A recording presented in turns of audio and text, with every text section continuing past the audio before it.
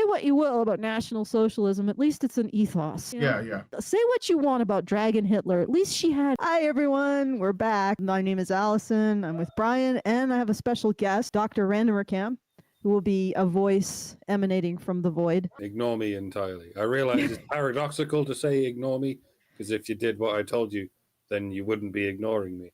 You like the Galactic Grand Inquisitor, you know? You remember that? From Venture Brothers? Ignore me! Ignore me! I did, in fact, watch the entire first season of House of the Dragon.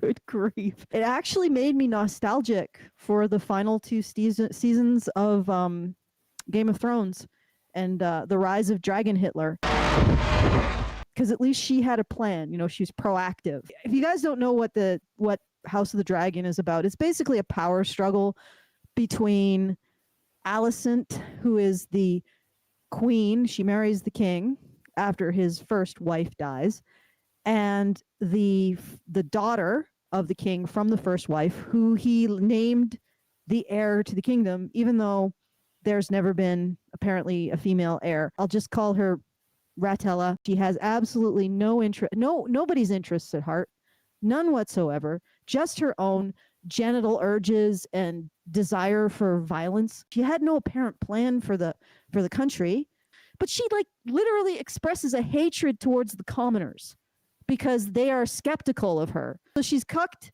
her husband's family. She's basically cucked her father. She's cucked her fucking country. And I'm watching this hot mess moving closer and closer to the throne. And I'm like, am I supposed to be rooting for her?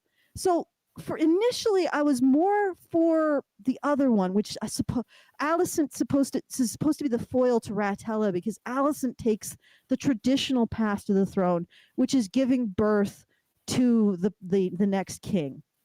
Except Alison's a psycho too. She just has a little bit more buttoned up. Ratinella's son blinds Alison's son, and Alison attempts to mutilate Ratinella's son in retribution for it.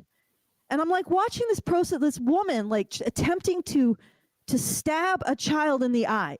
And I'm thinking, everybody's just different shades of shit. Our heroine, everyone, basically watching two object lessons in why women should not have the vote. Yeah. No, but seriously. Accidentally based. Where they weren't engaging in compulsive behavior about their immediate interest, they were presented as puppets of men. So apparently women in charge aren't even in charge. It's actually the patriarchy working through them, unless they're making some absolutely infantile tantrum about getting what they want in the moment. Did these individuals sit around a table and say, okay, what our goal here, our goal with this piece of media, this is our goal.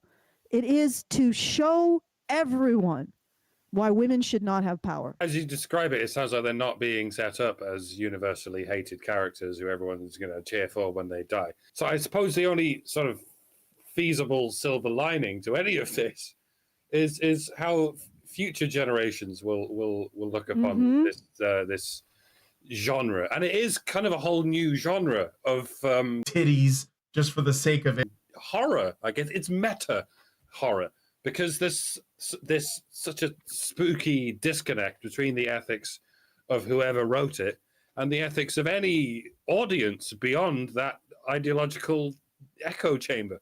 The future generations might look back on this, much like they'll look back on what the hell happened to Star Wars and the MCU and fucking Doctor Who and Mad Max and the Matrix and just about everything that happened in Hollywood in the early 21st century.